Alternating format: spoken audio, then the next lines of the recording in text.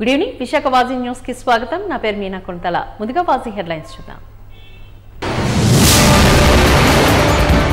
ప్రభుత్వ ఆసుపత్రిలో మౌలిక సదుపాయాల కల్పనకు గాను కృషి చేస్తాం. పేదవాని ఆరోగ్యానికి భరోసా ఇస్తామన్న రాష్ట్ర ఆరోగ్య శాఖ మంత్రి సత్యకుమార్.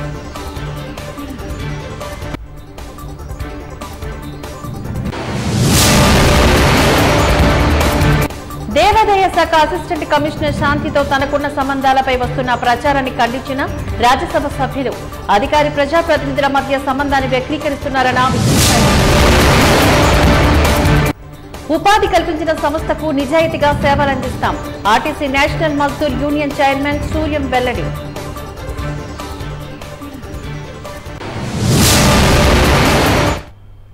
ఇక డీటెయిల్స్ చూద్దాం. ప్రభుత్వ హాస్పిటల్స్ లో మౌలిక సదుపాయాల కల్పనకు గాను కృషి చేస్తాము అంటూ రాష్ట్ర ఆరోగ్య శాఖ మంత్రి సత్యకుమార్ స్పష్టం చేశారు. విశాఖ కేజీహెచ్ లోని సందర్శన అనంతరం ఆయన ఈ సందర్భంగా మీడియాతో మాట్లాడారు. రాష్ట్ర మంత్రి ఈ సందర్భంగా మాట్లాడుతూ విమ్స్ తో సహా పాడేరు ప్రభుత్వ ఆసుపత్రిపై సమీక్ష నిర్వహిస్తామని తెలిపారు. రాష్ట్రంలోని పేదల ఆరోగ్యానికి భరోసా కల్పించే విధంగా అన్ని రకాల చర్యలు చేపడతాము అంటూ హామీనిచ్చారు.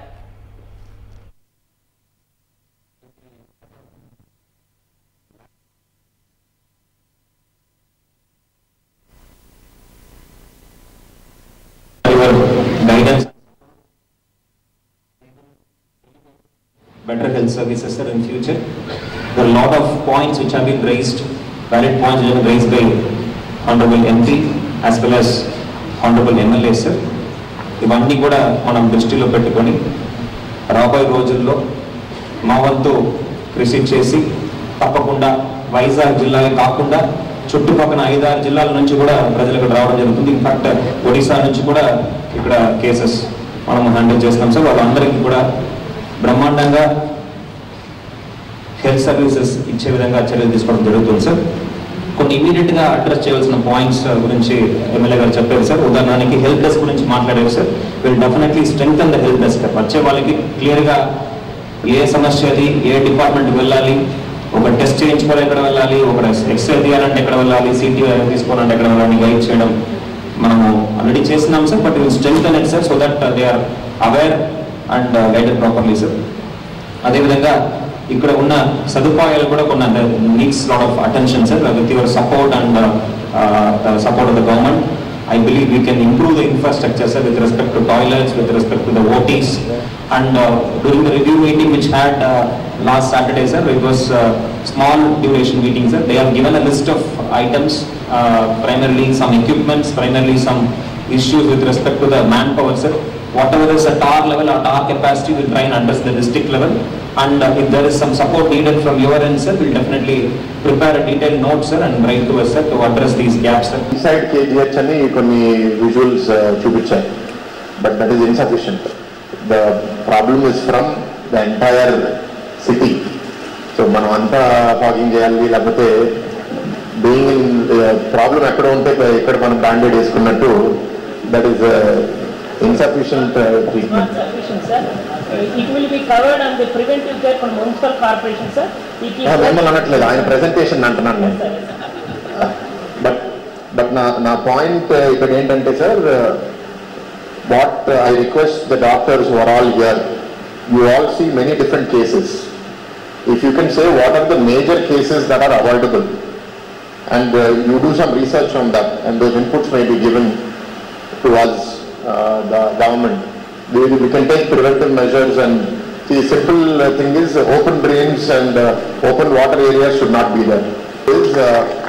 Over the last 5 years, emphasis on tertiary healthcare has been lacking in the government. The money necessary to invest into equipment or even into small consumables or into upgrading these facilities, both interior renovation and new projects, have all been limping. Today is not the appropriate formal meeting, but that we will definitely, whatever, it has a very good opinion in the society, but it is declining slowly. That services are getting slowed. If I want good treatment, I need to go to a private. Elements are still there. Outside, whether it be our team of MLAs, think big. The prestigious institution, King George Hospital, have a classic example how prestigious and reputed this KGH is, ever since I took over as Minister of the Health Minister of the state, many requests started flooding in. Most of them are, 90% of them are transfer requests. And again 80% of those transfer requests are for Visakhapatnam. You can understand how reputed KGH is now. Indians, MPs, everywhere, some known friends. But ultimately, to Visakhapatnam, I try to justify. There is a higher institution. How can you go there? Better you choose any lower institution. No, sir, my wife is working, sir. Otherwise, so no, sir, my son is studying, sir. So they find excuses and reasons also. But నేను ఏం చెప్పాల్సుకున్నానంటే విశాఖపట్నంకి అందరూ పోవాలంటే ఎందుకు అనుకుంటే ఇక్కడ వచ్చిన తర్వాత అర్థమవుతుంది. ఉన్నప్పుడే దాన్ని తుంచేసే ప్రయత్నం చేస్తున్నాం. వీటన్నిటి మీద అవగాహన కల్పించాల్సిన బాధ్యత మన మీద అయితే ఉంది అన్ని రకాలు. ఇక్కడ ఒక హాస్పిటల్ అంటే మీరు ఇక్కడ స్టేషనే ఉంటారు, కానీ నేను అనేది మనకు అందుబాటుగా ఉంటున్న గ్రామాల్లో పిఎస్సీలో కానీ ఏఎన్ఎంలు ఆశాలు వీళ్ళందరూ. ఆంధ్రప్రదేశ్ బీసీ సంక్షేమ సంఘం అధ్యక్షుడు శ్రీ కేసన శంకర్రావు గారి జన్మదిన వేడుకలు విశాఖపట్నంలో బీసీ సంఘం నేతలు ఘనంగా నిర్వహించారు. విశాఖపట్నంలో డాబా గార్డెన్స్ దగ్గర ప్రేమ సమాజంలో అన్నదాన కార్యక్రమాలు నిర్వహించారు. ఈ సందర్భంగా శంకర్రావు బీసీ హక్కుల సాధనకు గాను అలుపెరిగిన శ్రామికుడిగా బీసీ ఉద్యమాల రథసారథి పెద్దాయన అని, అలాగే పలు బీసీ సంక్షేమ కార్యక్రమాల కోసం నిత్యం కృషి చేస్తున్నారని అన్నారు. అలాగే ఈ కార్యక్రమంలో రాష్ట్ర ప్రధాన కార్యదర్శి ఎన్ని శ్రీనివాసరావు శ్రీ కేసన శంకర్రావు గారి జన్మదినం సందర్భంగా పోస్టల్ స్టాంపును ఆవిష్కరించారు. ఈ కార్యక్రమంలో Gorla Srinivas Naidu, convener political JAC Visakha జిల్లా అధ్యక్షులు పల్లా రమణ, యాదవ గౌరవ అధ్యక్షులు Kamala Venkata Subbareddy, BC study circle అధ్యక్షులు వై వెంకటేశ్వరరావు, దాడి సత్యనారాయణ, శేషగిరి, లాడి కిషోర్, సురేష్, శివప్రసాద్ రాజు, లోగిన గణేష్, దీప్తి మరియు రాష్ట్ర జిల్లా బీసీ నాయకులు మరియు కుల సంఘ నాయకులు తదితరులు జిల్లాల నుంచి వచ్చి ఇక్కడ సేవా కార్యక్రమం చేయబడింది. అలాగే కేసీఆర్ శంకర్రావు గారి పుట్టిన సందర్భంగా ఈరోజు కొంతమంది పెద్దలు ఆయన్ని గుడికి తీసుకెళ్ళి ఆయన్ని దేవుడికి ఆయురారోగ్యాలతోటి ఆయన మంచి కార్యక్రమాలు ఇంకా చేపట్టాలని, బీసీల కోసం పోరాడాలని కోరుకుంటున్నాం. ఈరోజు మా రాష్ట్ర అధ్యక్షులు శ్రీ కేసీఆర్ శంకర్రావు గారి 68వ జన్మదిన వేడుకలు విశాఖపట్నం బీసీ సంక్షేమ సంఘం ఆధ్వర్యంలో ఘనంగా నిర్వహిస్తున్నాం. ఆ సందర్భంగా మరి ఈరోజు ప్రేమ సమాజంలో అన్నదాన కార్యక్రమం చేశాం. అలాగే మరి మా రాష్ట్ర కార్యదర్శి ఎన్ని శ్రీనివాసరావు గారి ఆధ్వర్యంలో శంకర్రావు గారిది పోస్టల్ స్టాంప్ కూడా రిలీజ్ చేయడం జరిగింది. మరి శంకర్రావు గారు రాష్ట్రంలో 25 జిల్లాల్లో కూడా నలుమూలలా తిరుగుతూ బీసీ సంఘాన్ని చైతన్యపరుస్తూ రాబోయే రోజుల్లో అతనికి భగవంతుడు ఆరోగ్యాలతో బాగా ఉన్నత పదవులు వ్యవహరించినట్టు కోరుకోవాలని కోరుకుంటున్నాం. జై హింద్. అందరికీ నమస్కారం. ఈ రోజున రాష్ట్ర బీసీ సంఘ నాయకులు, శ్రమజీవి, బీసీల కోసం పాటుపడేటువంటి వ్యక్తి కేసాన శంకర్రావు గారు 68వ పుట్టినరోజు సందర్భంగా విశాఖపట్నం జిల్లా బీసీ సంఘం ఆధ్వర్యంలో పెద్దలందరూ కూడా ఈరోజు కేక్ కటింగు, అన్న సంతర్పణ కార్యక్రమం ఏర్పాటు చేశారు. ముందుగా వారికి ధన్యవాదాలు తెలియజేస్తూ, మరి కేసాన శంకర్రావు గారు బీసీల కోసం 26 జిల్లాల్లో పర్యటిస్తూ బీసీలు చైతన్యపరిచి బీసీలకు అధికారం రావాలి అనే దాంట్లో ముందున్నటువంటి వ్యక్తి కేసాన శంకర్రావు గారు.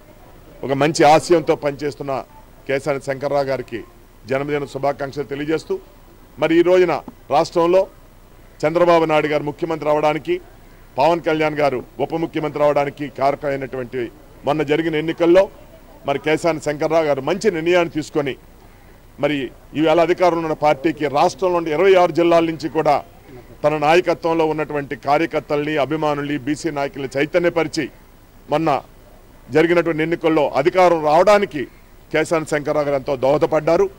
కావున కేసాన శంకర్రావు గారి సేవల్ని ఇప్పుడున్నటువంటి రాష్ట్ర ముఖ్యమంత్రి చంద్రబాబు నాయుడు గారు, పవన్ కళ్యాణ్. విశాఖలోని సిరిపురం గురజాడ కళాక్షేత్రంలో విశాఖ జిల్లా యాదవ సంక్షేమం సంఘం అధ్యక్షుడు ఓమి సన్యాసిరావు ఆధ్వర్యంలో యాదవ సంక్షేమం సంఘం ఆత్మీయ సమావేశాన్ని నిర్వహించారు. ఈ సందర్భంగా ఎమ్మెల్యేలు పల్లా శ్రీనివాస్, వంశీకృష్ణ శ్రీనివాసులను సత్కరించారు. ముఖ్య అతిథిగా మాజీ స్పీకర్ యనమల రామకృష్ణుడు, విశాఖ జిల్లా గౌరవ అధ్యక్షుడు పల్లా సింహాచలం హాజరయ్యారు. ఈ సందర్భంగా టీడీపీ రాష్ట్ర అధ్యక్షులు పల్లా శ్రీనివాస్, వంశీకృష్ణ శ్రీనివాసులు మాట్లాడారు. టీడీపీ హయాంలో బీసీ కులాలకు పెద్దపీటను వేశారంటూ ఆనందాన్ని వ్యక్తం చేశారు. బడుగు బడుగు బలహీన వర్గాలు వెనుకబడిన వర్గాల అభివృద్ధికై పార్టీ సూచించే బాటలో కొనసాగుతామని తెలిపారు. భారీ మెజార్టీని అందించిన నియోజకవర్గ ప్రజలకు వారి నమ్మకానికి న్యాయం చేస్తామంటూ తెలిపారు.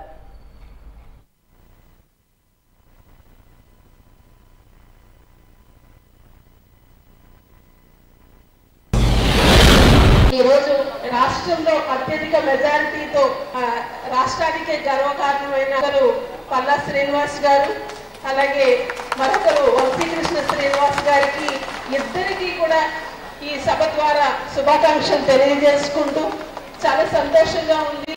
మన రాష్ట్రంలో అత్యధిక మెజారిటీతో ఇద్దరు శాసనసభ్యులు విశాఖపట్నంలో ఉండడం అందులో చాలా సంతోషంగా ఉంది. అంతేకాకుండా మన క్యాడర్ అందరికీ కూడా, మన యాదవ్ సోదరులందరికీ ఎవరైతే క్యాడర్లో ముఖ్యంగా ఉన్నారో వాళ్ళందరికీ నామినేటెడ్ పోస్టులు అత్యధికంగా ఇవ్వాలని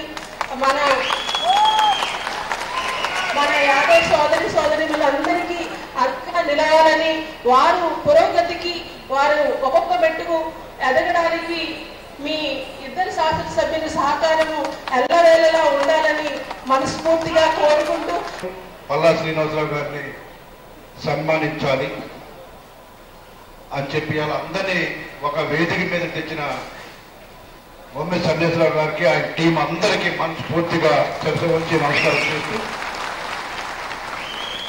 ముఖ్యంగా టైం అయిపోయింది కాబట్టి కొంచెం 2 నిమిషాలు, రాజకీయ ఎత్తుపల్లాలు ఏమీ లేవు. సో అలాంటి వ్యక్తి ఇలా మమ్మల్ని సన్మానిస్తున్నందుకు దానికి మనస్ఫూర్తిగా ఆయన కృతజ్ఞత తెలియజేసుకుంటూ, మరి ఇంకొక పెద్ద ఆయన మనందరూ తెలుసు, మనందరికి ఆదర్శం ఆయనే. ఇవాళ మన ఈ పొజిషన్లో ఉండడానికి కూడా కారణమైన వ్యక్తి, మన అందరూ ఆనుమత్యం ఉత్తరాంధ్ర జిల్లాలకి ఏకైక నాయకుడు శ్రీ పల్లా సింహాచలం గారు. ఆయన కూడా ఇవాళ ఇక్కడ రావడం చాలా ఆనందకరం. ఎందుకంటే ఆయన్ని చూసే మనం అంచెలంచెలుగా ఈ పొజిషన్కి వచ్చాం. సో ఆయనకి కూడా ప్రత్యేకంగా ధన్యవాదాలు. ఇకపోతే మేము ఈ స్టేజ్కి రావడానికి ఇలాంటి పరిస్థితులు ఉంటాయి రాజకీయాల్లో, మీకు అందరికీ తెలుసు. ఒక సామాజిక వర్గంతో ఏది కూడా మనం సాధించలేము. అందరూ కూడా సమానంగా ఉండాలి. మారుతున్న కాలానుగుణంగా మనం కూడా మారాలి. నాకు ఏదైతే ఈ గౌరవం దక్కిందో, దీనికి ఈ గుర్తింపు నాకు వచ్చిందో, అలాగే ఒక పార్టీ అధ్యక్షుడిగా నన్ను నియమించారు. దానికి ప్రధానమైన కారణం మరి నా గాజువాక ప్రజానికానికి, అలాగే అదే స్థాయిలో నా వెనుక యాదవ్ సోదరులు ఉన్నారని ఈ గౌరవం దక్కిందని కూడా ఈ సందర్భంగా తెలియజేస్తున్నా. అందుకే సోదరులారా, నాకు ఏదైతే మా అధ్యక్షులు వారి నా ధైర్యం ఎవరైనా మీరు అడిగితే నాకు యనమల రామకృష్ణ గారు ఉన్నారనే ధైర్యం, ఆ ధైర్యంతోనే నేను ముందుకు వెళ్తున్నాను కూడా ఈ సందర్భంగా తెలియజేస్తున్నా. ఆయన చూసిన దగ్గర నుంచి ఆయన ఎన్నో పనులు చేశారు. కానీ ఆయన మీద సంఘపరంగా ఎంత ఒత్తిడి ఉండేదో నాకు తెలుసు. కొన్ని సందర్భాల్లో చేయగలుగుతాం, కొంతమంది సందర్భాల్లో చేయలేము. అయినప్పటికీ అందరూ కూడా మన వైపు చూస్తూ ఉంటారు. చాలా వేరియస్ యాంగిల్స్ లో చూస్తూ ఉంటారు రాజకీయ నాయకులు. ఒకవైపు మీడియా చూస్తుంది, ఒకవైపు పార్టీ చూస్తుంది, ఒకవైపు ప్రజలు చూస్తారు, మరొకవైపు ప్రతిపక్షం చూస్తారు. ఈ 4 వైపుల నుంచి కూడా చూస్తూ ఉంటారు, కన్నేస్తూ ఉంటారు రాజకీయ నాయకుల మీద. రాజకీయ నాయకుడి యొక్క ప్రధాన ఆలోచన ఏముండాలంటే ప్రజాసేవ అనేటువంటి ఉండవలసినటువంటి అవసరం ఉంటుంది. ఈనాడు మనం రాజకీయాలు చూస్తున్నాం. ప్రజాసేవకి తక్కువలు జరుగుతూ ఉంది. సేవకి విలువ లేకుండా పోతుంది రాను రాను. ఎంచేతంటే సేవ చేసేటువంటి వాళ్ళకు కూడా ఎందుకు చేయాలి, మనం 4 డబ్బులు సంపాదించుకుంటే 4 డబ్బులతో రాజకీయం చేయించుకుంది అనేటువంటి సంస్కృతి వచ్చేసింది. నేను 82లో మొట్టమొదటిగా నేను పోటీ చేసినప్పుడు జగన్మోహన్ మా ఆనాడు ఎన్టీ రామారావు గారు, ఆనాటి డబ్బుల ప్రభావం ఉండేది కాదు రాజకీయాల్లో. పేదవాళ్ళు కూడా సహాయం పోటీ చేయగలిగినటువంటి శక్తి ఉండేది. ఆనాడు ఎన్టీ రామారావు గారు ఇచ్చినటువంటిది అందరికీ కూడా ఎక్కువ మంది బీసీలకు ఇచ్చాడు ఆయన సీట్లు. ఆనాడు డబ్బులు చూడలేదు ఆయన. ఎవరైతే బాగుంటుంది అనేటువంటి ఉద్దేశంతో, ఎవరైతే సర్వీస్ చేయగలరు, ఎవరైతే సర్వీస్ చేశారనే ఉద్దేశంతో ఆ రోజు ఉండేది. బీసీ డిక్లరేషన్లో కూడా దానిలో నేనే ఉంటాను కాబట్టి బీసీ డిక్లరేషన్ కూడా పెట్టాను. ఎందుకంటే ఇప్పుడు డబ్బు ప్రభావం ఉన్నప్పుడు రిజర్వేషన్ సిస్టంలోనే ఎక్కువ అవకాశాలు వస్తాయి కాబట్టి, డబ్బు ప్రభావం ఉన్నప్పుడు మనకి అవకాశాలు తక్కువ ఉంటాయి కాబట్టి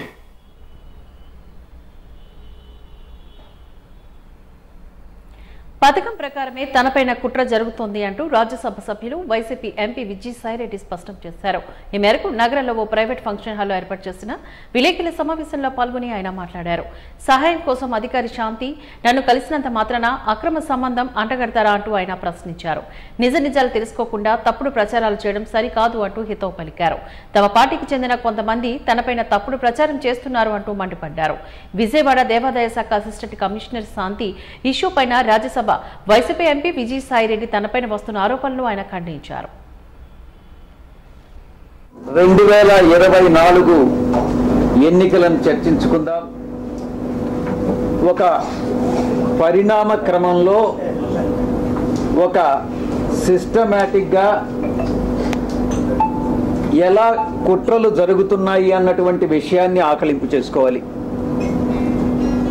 24 ఎన్నికల్లో వైఎస్ఆర్ కాంగ్రెస్ పార్టీ ఓటమి పాలైనటువంటి విషయం మీ అందరికీ కూడా తెలిసినటువంటి విషయం.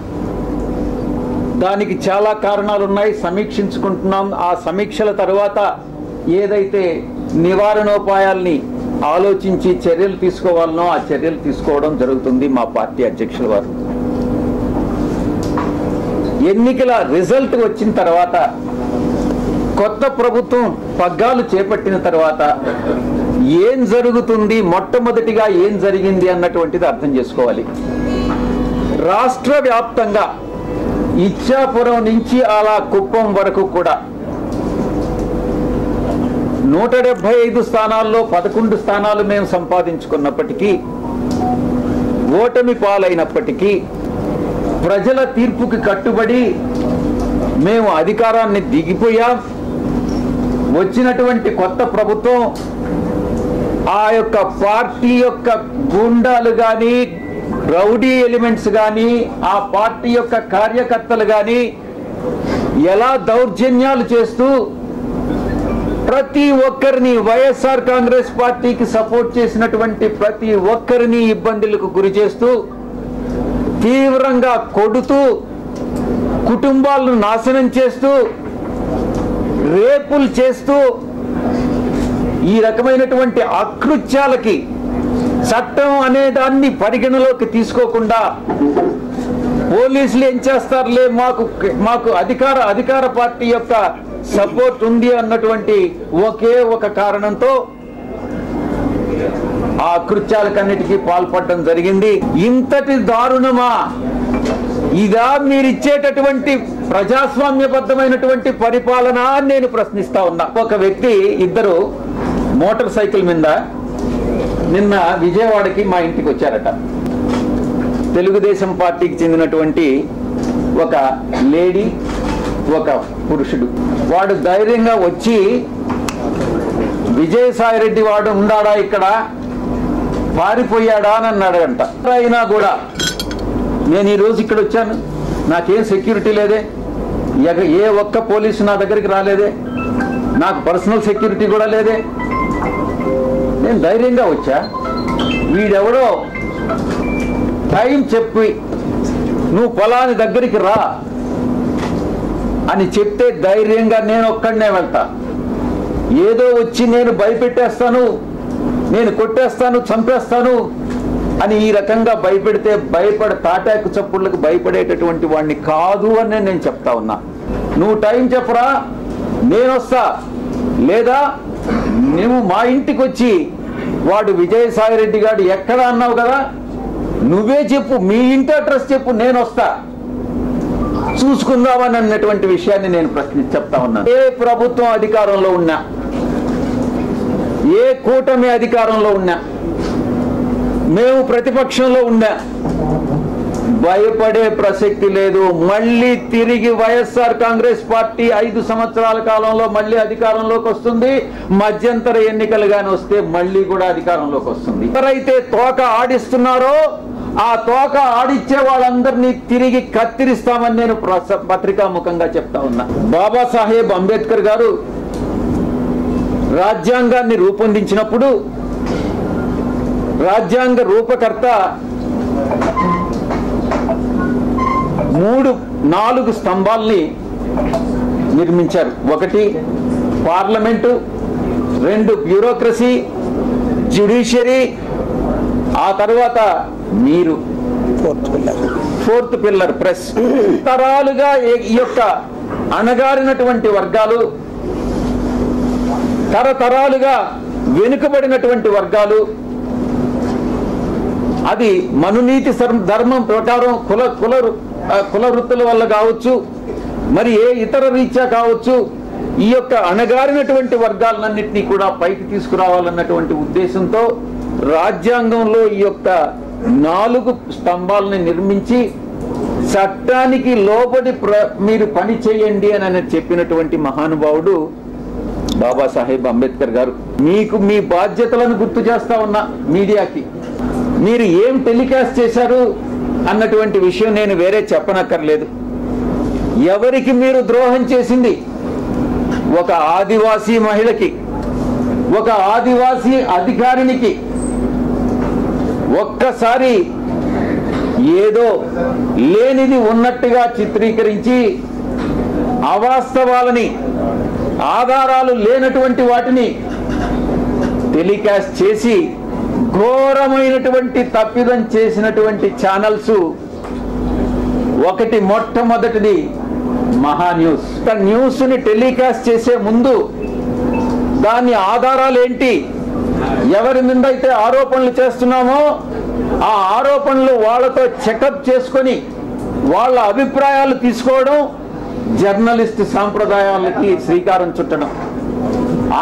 అది కూడా పూర్తిగా మర్చిపోయి మీ పాటికి మీరు ఆధారాలు లేకుండా టెలికాస్ట్ చేయడం అన్నటువంటిది ఘోరమైనటువంటి తప్పిదం. తప్పకుండా మీరు ఎలా క్షమాపణలు మీ చేత చెప్పించాలో నాకు తెలుసు, నేను చేయిస్తాను కూడా. చాలా మంది మా పార్టీలో ఉండే వాళ్ళు కూడా నా పైన ఆరోపణలు చేశారు, తెలుగుదేశం వాళ్ళతో కుమ్మక్కై. నేను అవన్నీ బాధపడలేదు, నేను అవన్నీ కూడా లెక్క చేయట్లేదు. ఇదంతా కూడా ఈ కుట్రలన్నిటికీ కూడా అందరూ చాలా మంది కలిసి కుట్ర చేసి, కానీ నా వ్యక్తిత్వం ఏందనేటటువంటిది నాకు తెలుసు. బ్లాక్ మెయిల్ చేసి డబ్బులు సంపాదించేటటువంటి మనిషి కాదు సాయిరెడ్డి అనేటటువంటి వ్యక్తి. ఆ దేవుడు దేవదేవులైనటువంటి ఆ వెంకటేశ్వర స్వామి సాక్షిగా చెప్తా ఉన్నా, సాయిరెడ్డి తప్పు చేయడు అంటే తప్పు చేయడు. తప్పు చేస్తే ఆ దేవదేవులైనటువంటి ఆ వెంకటేశ్వర స్వామి శిక్షిస్తాడు. రాధాకృష్ణ కాదు, బిఆర్ నాయుడు కాదు, వీడు వంశీకృష్ణ కాదు. వాళ్ళు లేనటువంటి సమాజాన్ని తీర్చిదిద్దేదానికి నా వంతు కృషి నేను చేస్తా ఉన్నా. బరి తెగించి హద్దులు మీరి ఇష్టానుసారంగా ఆధారాలు లేకుండా నిరాధారమైనటువంటి ఆరోపణలు ఒక ఆదివాసీ స్త్రీతో సంబంధం ఉన్నట్టుగా మీరు చెప్పి ఈరోజు అదే ఆధారాలు మీరు ఎవరెవరికి సబ్మిట్ చేయాల్సి ఉంటుంది. ఈ కుట్ర కుతంత్రాల వెనక ఎవరున్నారు? ప్రయాణం ఆమె చెప్పింది,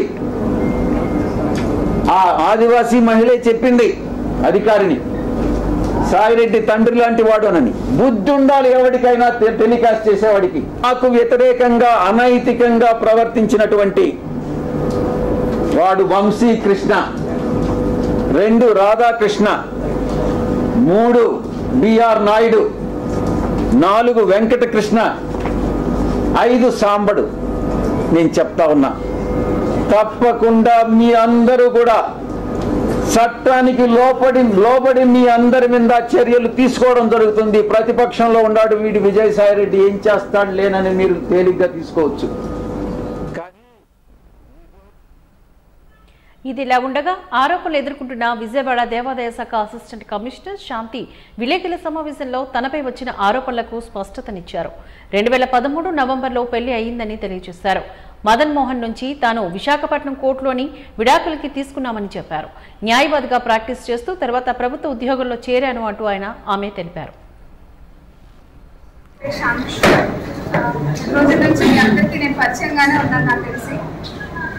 సో ఈ రోజు అయితే మాత్రం ఏదైతే కొంతమంది ఏదైతే నా మీద ఎలిగేషన్స్ వేయడం కానీ లేకపోతే ఏదైతే చెప్పడం కానీ చేస్తా ఉన్నారో దాని గురించి ఈ రోజు నేను మీకు చెప్పాలి, కనీసం నా వైపు నుంచి కూడా మీరు వినాలి అనే ఒక బాధతో నేను ఈరోజు వచ్చి చెప్తా ఉన్నాను. సో దయచేసి మీరు అందరూ కూడా వింటారు. ఇది నాకు కూడా మీ ద్వారా న్యాయం జరుగుతుందనేసి నేను ఈరోజు ముందుకు వచ్చి మాట్లాడతాను. ఫస్ట్ నేను కూడా చెప్పే వినండి, తర్వాత మీ ఇష్టం. సో ఎవరైతే మదన్ మోహన్ మానిపాటి మా డిపార్ట్మెంట్కి వెళ్ళి కంప్లైంట్ చేస్తున్నారో దాని మీద ఈరోజు నేను క్షుణ్ణంగా మీతో మాట్లాడతాను.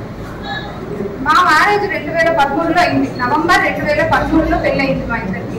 ఇది అరేంజ్ మ్యారేజ్ 2013లో పెళ్ళి అయింది. 2013 నుంచి మేము ఒక 1 year ట్రావెల్ చేసాం. ఆ 1 year ట్రావెల్లో 2 కవల పిల్లలు, నాకు 2 పాపలు.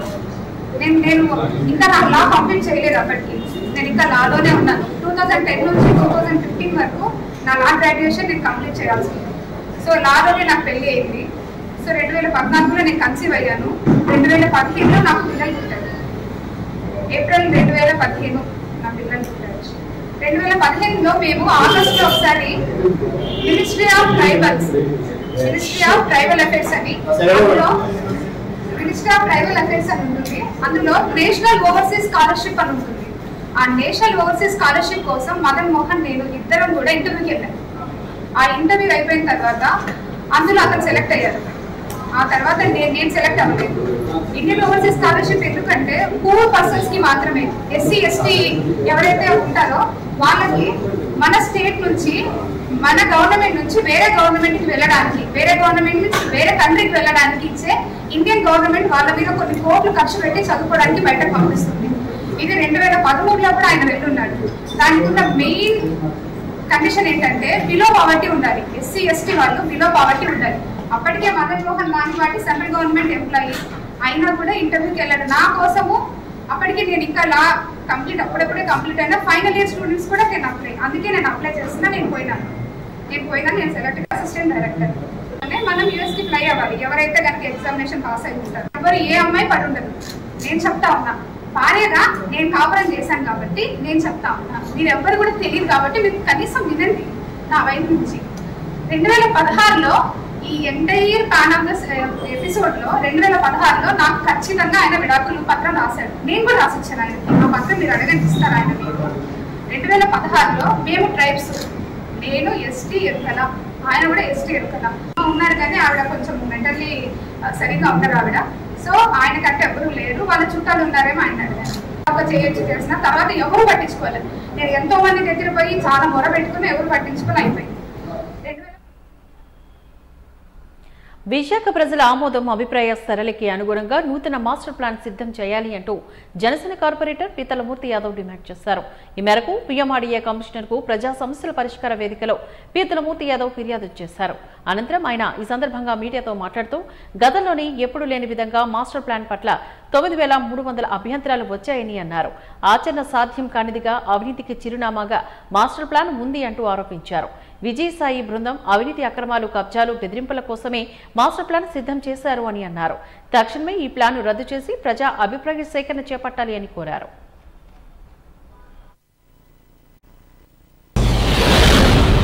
విఎంఆర్డీఏ సంస్థ ఏదైతే విఎంఆర్డీఏ రీజియన్ పరిధిలోకి వచ్చేటువంటి ప్రాంతం అంతా కూడా 2041 మాస్టర్ ప్లాన్కు అనుగుణంగా గత జగన్మోహన్ రెడ్డి ప్రభుత్వం ఏదైతే ఉందో వైసీపీ ప్రభుత్వంలో రూపొందించినటువంటి విఎంఆర్డీఏ 2041 మాస్టర్ ప్లాన్ని రద్దు చేయాలి.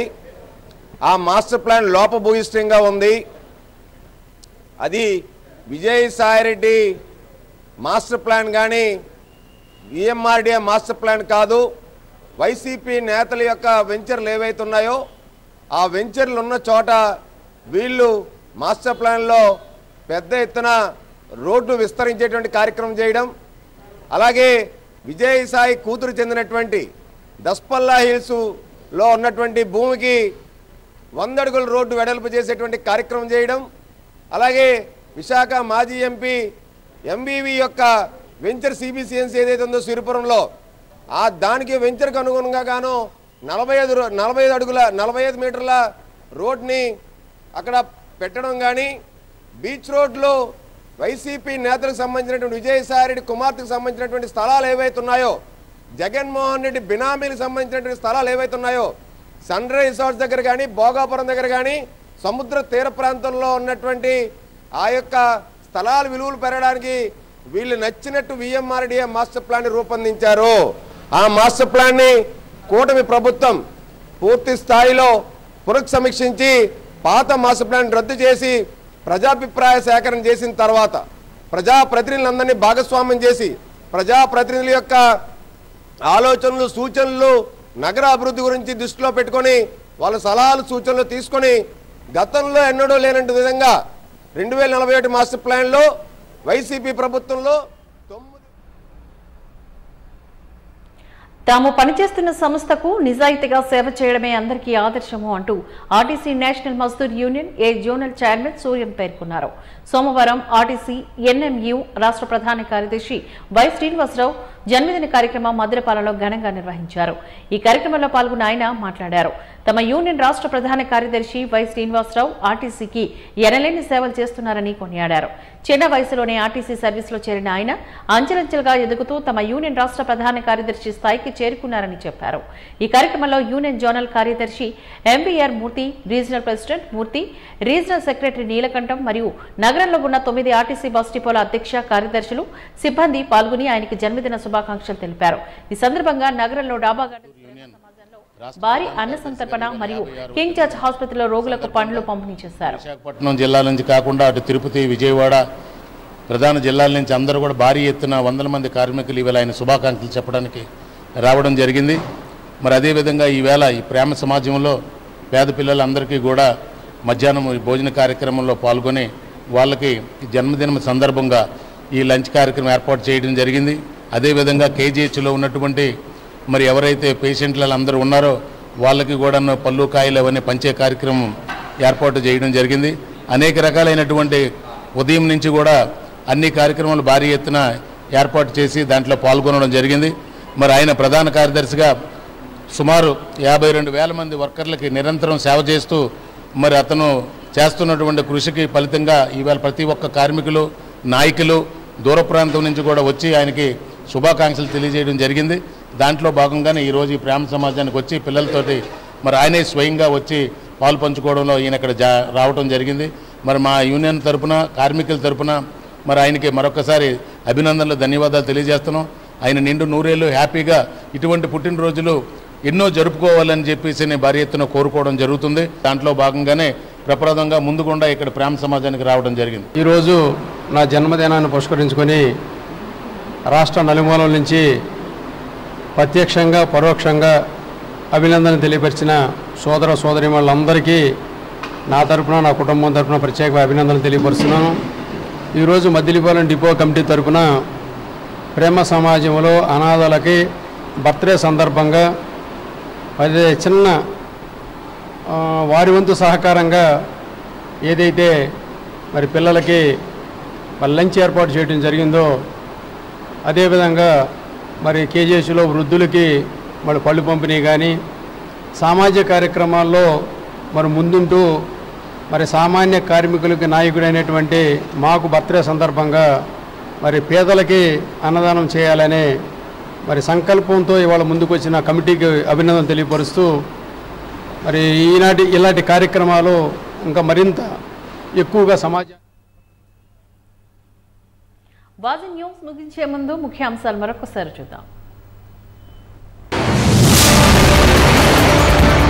ప్రభుత్వ ఆసుపత్రిలో మౌలిక సదుపాయాల కల్పనకు కృషి చేస్తాం. పేదవాని ఆరోగ్యానికి భరోసా ఇస్తామన్న రాష్ట్ర ఆరోగ్య శాఖ మంత్రి సత్యకుమార్.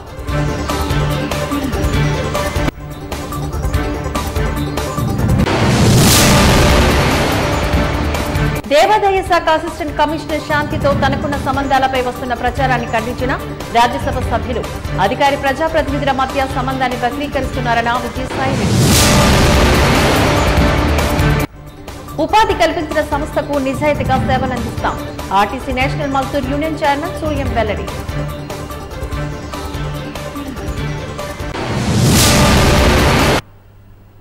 బాజీ న్యూస్ ఇంతటితో సమాప్తం. నమస్కారం.